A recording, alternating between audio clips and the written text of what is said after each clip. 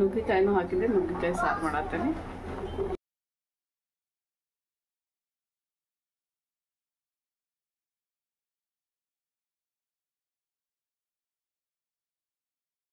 ಈಗ ನೋಡ್ರಿ ದಾಲ್ ಚಲೋ ಕುದ್ದೈತಿ.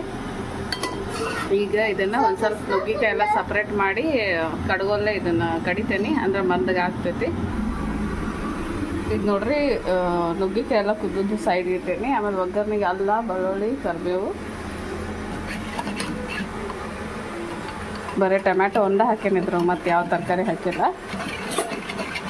ಇದನ್ನು ಕಡ್ಗೊಲ್ಲ ಇದು ಮಾಡಿದರೆ ಸ್ವಲ್ಪ ಲಘು ಆಗ್ತೈತಿ. ನಾನು ಕಡ್ಗೊಲ್ಲ ಆರಾಮಿಲ್ಲ, ನನಗೆ ಹುಡುಕೋಷ್ಟು ಇದಿಲ್ಲ, ತ್ರಾಸ ಐತಿ. ಅದಕ್ಕೆ ನಾನು ಚಮಚನ ಸ್ಮ್ಯಾಶ್ ಮಾಡತ್ತೇನೆ.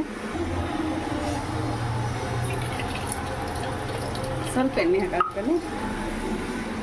ಆಮೇಲೆ ಸಾಸಿವೆ, ಸ್ವಲ್ಪ ಜೀರಿಗೆ,